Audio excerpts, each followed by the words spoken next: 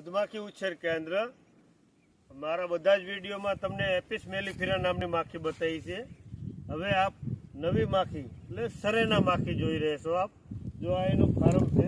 સરેના માખીની પેટી નાની નાની હોય છે અને હું તમને માખી પણ બતાવી રહ્યો છું લાઈવ।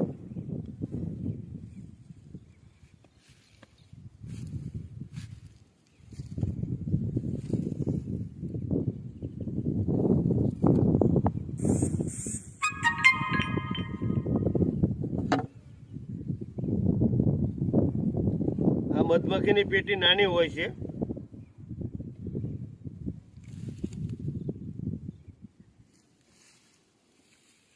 અને એમાં આ રીતની મધમાખી હોય છે।